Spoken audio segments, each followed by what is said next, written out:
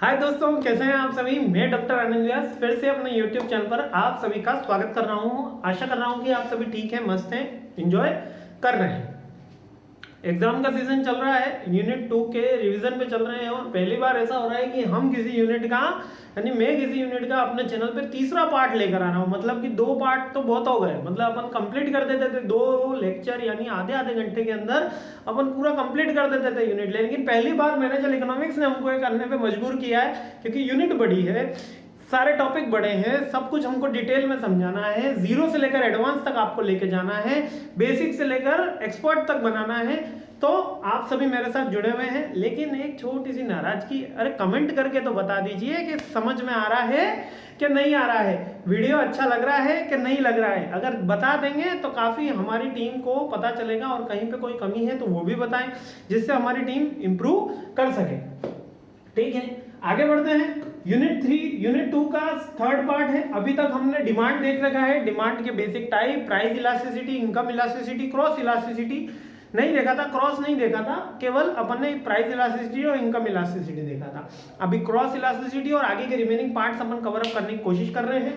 यदि आप MBA, BBA, BCom, BTech, जी हाँ बीटेक या यूजीसी नेट की तैयारी कर रहे हैं और बीटेक के स्टूडेंट हैं, आज का ये वीडियो आप ही के लिए बना है। चलिए आगे बढ़ रहा हूं।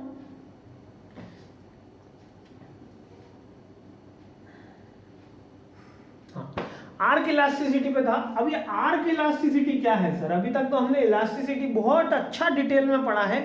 अगर आपने इलास्टिसिटी का हमारा सेकंड वीडियो नहीं देखा तो प्लीज एक बार वो जाके देख लीजिए, इसका सेकंड पार्ट। इसके बाद ही यहाँ आइएगा, वरना मत देखिएगा ये वीडियो। मैं अभी कह रहा हूँ अभी बंद कर दो, क्योंकि समझ में आना बड़ा मुश्किल है। जिंदगी आसान नहीं है, लेकिन आप सभी मेहनत कर रहे हैं और हम आपके पीछे मेहनत में लगे हुए हैं। आर्क इलास्टिसिटी कहती है is the elasticity between one variable respect to the another between two given points is there is no general function is defined in the relationship between two variables। यानी आर्क इलास्टिसिटी क्या कह रही है? Elasticity का मतलब अपन ने देखा था कि दो वेरिएबल्स प्रोपोर्शन के बीच में, दो वेरिएबल्स के बीच में जो रेशियो निकलता है उसको ही हम इलास्टिसिटी कह रहे हैं। यहाँ पर आर्क इलास्टिसिटी का मतलब है कि ये जो दो वेरिएशन है, डिमांड करवाया, ये डिमांड कर्व है, इसके 2 पॉइंट है, पॉइंट ए और पॉइंट बी के बीच में जो रिलेशन आ रहा है उसको आर्क इलास्टिसिटी कहा गया। समझ में आया? नहीं आया? कोई बात नहीं, चलिए अपन तो चार्ट बना देते हैं, तुरंत समझ में आ जाएगा। देखिए अब तो आपको रट गया होगा, इधर आएगी प्राइस, इधर आएगी क्वांटिटी, ये रहेगा ओ, ये रहेगा वाई, ये रहेगा एक्स। ठीक है, ये तीनों चीजें हो गई। प्राइस और क्वांटिटी में यानी डिमांड में कैसा रिलेशन है? इनवर्स रिलेशन है, इसी को लॉ ऑफ डिमांड बोलते हैं। ठीक है, ये ड्रॉ कर लिया। अगर इसको मैं थोड़ा ग्राफ कर्व टाइप ड्रॉ कर लेता हूं तो ये हो गया कर्व टाइप, और थोड़ा अच्छे से ड्रॉ कर लेते हैं।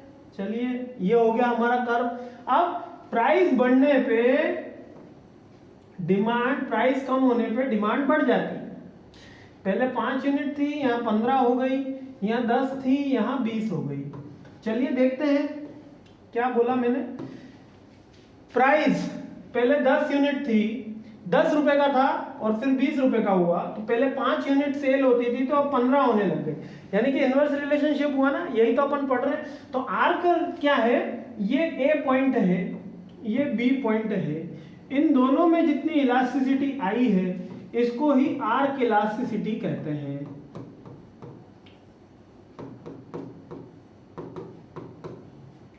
यानी कि दो वेरिएबल के बीच में, 2 पॉइंट्स इंटरसेक्ट करते हैं, उनके बीच में जो इलास्टिसिटी इमर्ज हो रही है एक प्रोपोर्शनल चेंज से यानी कि एक वेरिएबल के चेंज होने से, यानी कि एक प्राइस के फैक्टर के चेंज होने से जो इलास्टिसिटी इमर्ज होती है, उत्पन्न होती है, उसी को आर्क इलास्टिसिटी बोलते हैं। क्या बोला? एक वेरिएबल के चेंज होने से जो इलास्टिसिटी आ गई उसको क्या बोलेंगे? Arc elasticity. यही तो लिखा है, elasticity is the elasticity one variable respect to the another between the two the given points. यहाँ पर 2 पॉइंट ले लिया अपन ने, कौन सा लिया? ए और बी लिया, दोनों के बीच में। इसकी कोई बात नहीं हो रही, इन दोनों की बात नहीं हो रही, इसके यहाँ के प्लॉट का कोई बात नहीं हो रही, अपन तो केवल ए और बी की ही बात कर रहे हैं। इस पॉइंट और इस पॉइंट की बात कर रहा हूं। बात समझ में आ गई? इसी को आर्क इलास्टिसिटी कह दिया। अब क्रॉस इलास्टिसिटी, खुशी की बात यह है कि क्रॉस इलास्टिसिटी का कोई डायग्राम नहीं बनता। तो सर ये क्या होता है? जब किसी एक वेरिएबल के दूसरे वेरिएबल के कारण, जब एक वेरिएबल के दूसरे वेरिएबल की डिमांड में कोई परिवर्तन आ जाए, एक वेरिएबल यानी एक प्रोडक्ट के प्राइस में डिफरेंट के कारण दूसरे प्रोडक्ट की डिमांड बदल जाए, तो उसको क्रॉस इलास्टिसिटी कहते हैं। सर कैसे? यानी कि चाय की प्राइस बढ़ जाए, यानी टी की प्राइस बढ़ जाए तो कॉफी की डिमांड बढ़ जाती है। टी की प्राइस बढ़ जाए तो क्या हो? कॉफी की डिमांड बढ़ जाए, सब्स्टिट्यूट प्रोडक्ट की डिमांड बढ़ जाने को ही क्रॉस इलास्टिसिटी कहते हैं। एक एग्जांपल से देखते हैं। यहाँ टी है, इसकी प्राइस लिखता हूं, ठीक है, इसकी प्राइस 100 यूनिट है। अगले पॉइंट पे इसकी ही प्राइस 200 यूनिट हो गई।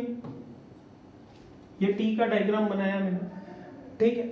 यहाँ कॉफी लिखा, इसकी प्राइस पहले भी 100 थी, अभी भी 100 है, ठीक है। ये इसकी प्राइस का फर्स्ट, ये इसकी प्राइस का सेकंड, ये इसकी प्राइस का फर्स्ट, ये इसकी प्राइस का सेकंड, ठीक है।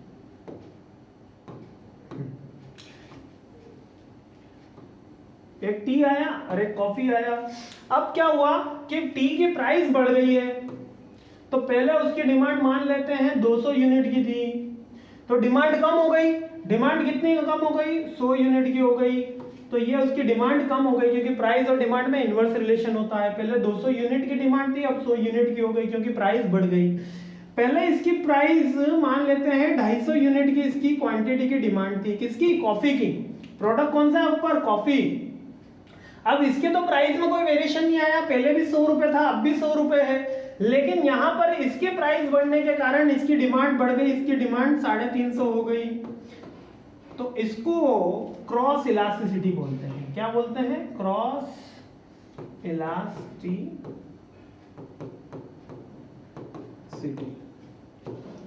यानी कि एक प्रोडक्ट की प्राइस में चेंज आने से दूसरे प्रोडक्ट की डिमांड में जो चेंज आ जाता है, फिर से देखिए, एक प्रोडक्ट की प्राइस में जो चेंज आने से दूसरे प्रोडक्ट की डिमांड में जो चेंज आ जाता है, उसको क्रॉस इलास्टिसिटी बोलते हैं। बताइए, इतना इजी था और इसके बिना तो एग्जाम भी कंप्लीट नहीं होगा। Uses of elasticity in manager decision. अब यूज क्या है इसका मैनेजर डिसीजन में, क्योंकि मेन तो मुद्दा यही है, फॉर्मूला लिखना थोड़ी है, इसका प्रैक्टिकल लाइफ में भी उपयोग आना चाहिए। तो क्या कह रही है बुक? क्या कह रही है बुक? कह रही है elasticity economic concept used to measure the change in the aggregate quantity demand of the goods and services in the relation of the price movement of the goods or service. A product is considered to the elastic of the quantity demand of the product change more than the proportionally when its price increase or decrease. अब manager decision में क्या help है? Manager decision में यह help है कि manager को यह पता हो कि मैं इतनी प्राइस चेंज करूंगा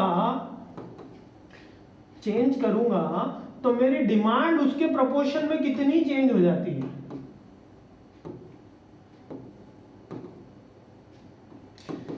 एग्जाम्पल दूं, पेट्रोल।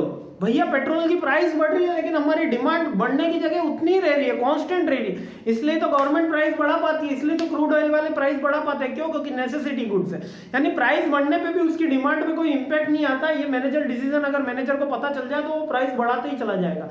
अगर उसे पता चल जाए कि मैं इतनी प्राइस बढ़ाऊंगा तो मेरी डिमांड कम होगी, तो वो प्राइस बढ़ाने से पहले 10 बार सोचेगा। लेकिन लाइक एफएमसीजी प्रोडक्ट, लाइक जो टूथपेस्ट बेचते हैं, साबुन बेचते हैं, कंघा बेचते हैं, ये जो FMCG fast moving consumer product हैं गुड्स के, वो अपने प्राइस इतनी जल्दी से नहीं बढ़ाते, धीरे धीरे बढ़ाते। लेकिन जो नेसेसिटी गुड्स वाले हैं, जैसे मेडिसिन हो गया, पेट्रोल हो गया, अरे बढ़ाओ, क्योंकि डिमांड में तो कोई परिवर्तन आ नहीं रहा। इसी को तो इलास्टिसिटी को इन्होंने यूज करा और लोगों को समझा कि यहाँ तो क्या है, इन इलास्टिक है, प्राइस कितनी भी बढ़ा दो, डिमांड में कोई परिवर्तन नहीं आएगा, क्योंकि लोगों को तो खरीदना ही है, पेट्रोल भरवाना ही है। तो सर करे क्या? मैनेजर इस अकॉर्डिंग अपने डिसीजन लेता है कि उसको प्राइस कितनी बढ़ानी चाहिए। ठीक है, यही सिंपल सी बात है। अब ये डिमांड फोरकास्टिंग क्या होती है? बहुत ही सिंपल है। डिमांड के बारे में पूर्वानुमान लगाना, किसके बेसिस पे? डाटा के बेसिस पे डिमांड के बारे में पूर्वानुमान लगाना। Demand forecasting is the process using predictive analysis of historical data.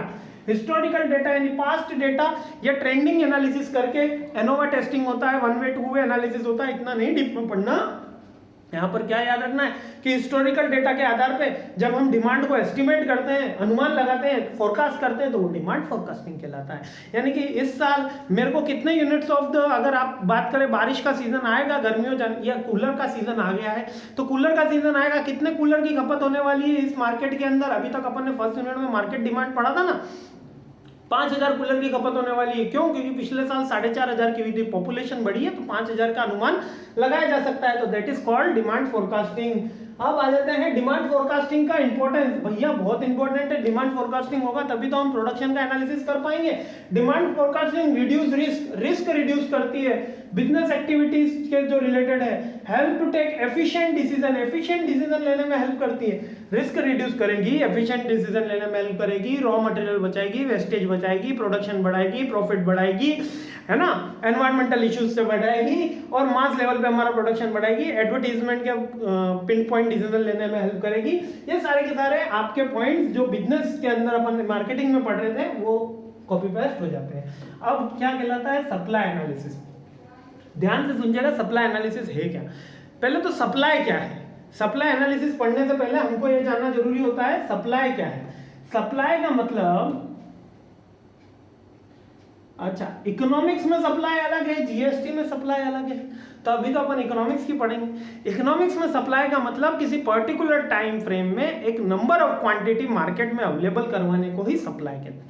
एक पर्टिकुलर टाइम फ्रेम में एक पर्टिकुलर नंबर ऑफ कमोडिटी या नंबर ऑफ प्रोडक्ट अवेलेबिलिटी कराने को ही अवेलेबल फॉर सेल कराने को ही सप्लाई कहा जाता है। तो सप्लाई क्या है, सप्लाई, और इसका एनालिसिस का क्या मतलब है कि हमको कितनी क्वांटिटी सप्लाई करनी, मार्केट की डिमांड के अकॉर्डिंग हम हमारी सप्लाई डिसाइड करते हैं। तो supply analysis is a research and analysis done to understand supply trends, कि supply trends in the response of the changing market. Supply analysis take the into the account of production cost, raw material, technology, labour wages. Supply check करते समय हम क्या क्या check करेंगे कि वहां पे वेयर हाउस का कितनी कॉस्ट आने वाली, लेबर मैन्युफैक्चरिंग में कॉस्ट आने वाली, प्रोडक्ट किस नेचर का है, टेक्नोलॉजी किस नेचर की है, कितने दिन में पहुंचा सकते हैं, नहीं पहुंचा सकते, ये सारी की सारी बातें लॉ ऑफ सप्लाई। अब ये जैसे लॉ ऑफ डिमांड पढ़ा था, ये लॉ ऑफ सप्लाई क्या है। पहले तो ये बुक वाला दिखा देता हूँ, फिर समझा आराम से दूंगा, याद करवा दूंगा, गारंटी ले रहा हूँ। तो लेता हूँ तो पूरे डंके की चोट पे बोलता हूँ कि याद हो जाएगा, केवल मुझे ध्यान से सुनना है। नहीं हो तो कमेंट करके बताइए कि सर याद नहीं हुआ, आपने बोला था, गारंटी ली थी, फिर भी नहीं हुआ, कहीं मेरे में पढ़ाने में कमी रह गई होगी, मैं उसको सुधार करूंगा, लेकिन आप जरूर मुझे बताएं लॉ ऑफ सप्लाई क्या है। The law of supply is the fundamental principle of economic theory which state that keeping their forecast constant and increase in the price of the result in the increase in the quantity supply. क्या बोला, increase in the price of the result in the increase in the quantity supply. In other words there is a direct relation between the price and quantity. चलो अब इतना तो कौन पढ़ेगा, अपन तो simple सी बात करते हैं। ये ऐसा कह रहा है कि प्राइस और सप्लाई में इक्वल रिलेशन है, पैरेलल रिलेशन है। जब जब प्राइस बढ़ेगी तब तक सप्लाई बढ़ जाती है। और सर ऐसा तो होता नहीं है, जब जब प्राइस बढ़े तब सप्लाई के अकॉर्डिंग प्राइस डिसाइड होती है। नहीं, थोड़ा सा उल्टा पकड़िए, कान को थोड़ा घुमा के पकड़िए कि जब जब प्राइस बढ़ेगी तब सप्लाई बढ़ा दी जाती है। क्यों बढ़ा दी जाती है दोस्तों? क्योंकि मान लेते हैं आज एक प्रोडक्ट की 20 प्राइस है। कितनी प्राइस है? 20 प्राइस है, और उसके नंबर ऑफ सप्लाई 200 यूनिट की है। अब कल उठ के उस प्रोडक्ट की 40 यूनिट प्राइस हो गई, किसी कारणवश डिमांड बढ़ गई, कुछ हो गया, फ्यूचर डिमांड बढ़ने वाली है, फ्यूचर प्राइस बढ़ने वाली है, तो उसकी प्राइस बढ़ा दी हमने यहाँ पर 40 यूनिट। तो क्या 200 यूनिट सप्लाई कर पाएंगे? अरे प्रोडक्शन बढ़ाया जाएगा, 400 यूनिट सप्लाई करी जाएगी। सर क्यों? इसलिए क्योंकि एक बिजनेसमैन, अब इसको थोड़ा सा आउट ऑफ द बॉक्स सोचिए तो समझ में आ जाएगा लॉ ऑफ सप्लाई क्या है। आउट ऑफ द बॉक्स ये सोचिए कि आप खुद एक बिजनेसमैन है, मैं एक दुकान चलाता हूं। मान लीजिए मैं एक क्लॉथ मार्केट, शर्ट बेचने की दुकान चलाता हूं। अब ये अगर शर्ट बेचने की दुकान चलाता हूं तो मैं शर्ट कब ज्यादा से ज्यादा बेचना पसंद करूंगा? जब उसके भाव ज्यादा आसमान में छू रहे हो, ना कि कब जबकि उसके भाव गिरे हो। तो जब ज्यादा भाव आसमान में छुएंगे तब मैं ज्यादा से ज्यादा शर्ट लाऊंगा और ज्यादा से ज्यादा शर्ट सेल करूंगा। यानी मैन्युफैक्चरर भी यही सोचता है कि जब ज्यादा प्राइस हो तब मैं ज्यादा सप्लाई करूं, जब कम प्राइस हो तब मैं कम सप्लाई करूं। इसी को लॉ ऑफ सप्लाई बोलता है। वापस से आइए पॉइंट पे चलते हैं। क्या कह रहे हैं भैया कि प्राइस और क्वांटिटी में डायरेक्ट रिलेशनशिप है। जब प्राइस बढ़ेगी तब quantity of number of supply बढ़ा दी जाती है। प्रोड्यूसर कहीं से भी लाता है, कहीं से भी रॉ मटेरियल उधार पे लेकर आएगा, पर बना के आपको देगा। क्यों? क्योंकि उसको पता है सीधा प्रॉफिट मिलने वाला है। इसलिए प्राइस और सप्लाई में डायरेक्ट रिलेशनशिप है। ठीक है। अब price of a product under the demand and supply forces, price of the product under the demand forces, यहाँ पर इक्विलिब्रियम 1 या 2 नंबर के अंदर आने वाला क्वेश्चन है, शॉर्ट के अंदर आने वाला क्वेश्चन है कि इक्विलिब्रियम प्राइस क्या होती है। इक्विलिब्रियम प्राइस अब क्या होती है, ये फिगर से आपको पता चल रहा होगा, नहीं पता चल रहा है तो ये बनाना सिखा देते हैं। बनाना सिखाना ज्यादा आसान है ये समझने से अच्छा। चलिए इक्विलिब्रियम, ठीक है। इक्विलिब्रियम को बोलते हैं नो प्रॉफिट नो लॉस। क्या बोलते हैं? No profit no loss. तो चलिए आगे इसको बनाना सीख लेते हैं। आप सबने ये तो सीख ही लिया है। इधर क्या आएगी? क्वांटिटी आएगी। इधर क्या आएगी? प्राइस आएगी। इधर ओ लिख दूं, इधर एक्स लिख दूं, इधर वाई लिख दूं। इतनी बात समझ में आ गई? हाँ चलो इतना तो अपन आ गए। अगर डिमांड कर्व ऊपर से नीचे की तरफ आता है, ये बात सबको बता चुका हूं मैं।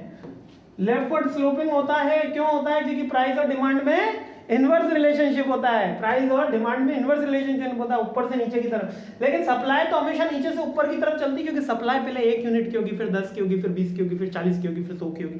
ऐसा तो नहीं होगा 5000 यूनिट सप्लाई फिर 4000 3000, तो उल्टा क्रम नहीं चलता इसमें, हमेशा क्रोनोलॉजी आगे की तरफ बढ़ती है।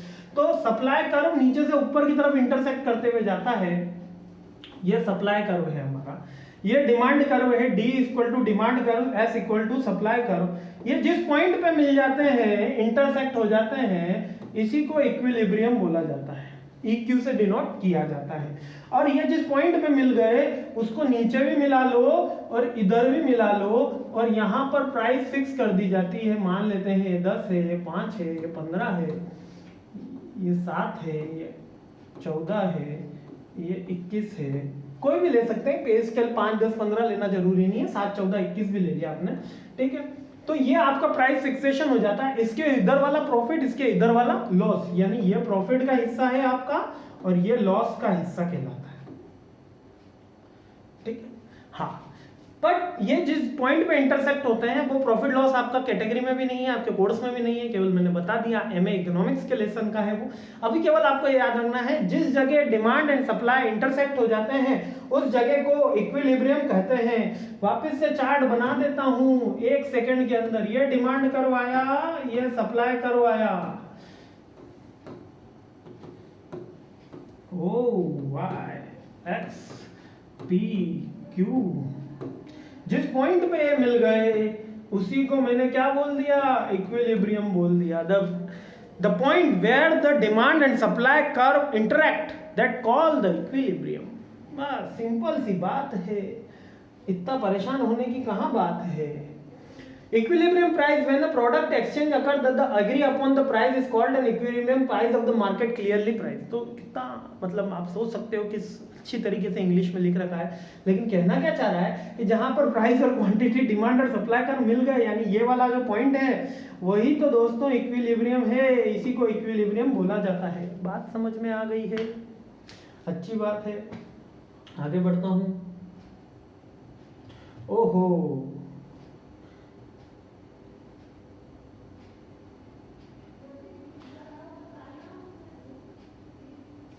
इसी के साथ एक जरूरी सूचना कि आपकी सेकंड यूनिट कंप्लीट हो गई। इसके बाद कोई टॉपिक इसमें बचा नहीं है। अगर बचा है तो प्लीज लेट मी नो, हमें कमेंट करके जरूर बताएं कि कौन सा टॉपिक हमने छोड़ दिया। और we really appreciate your time and feedback. Thanks for watching my video and best of luck for your exam. Thank you.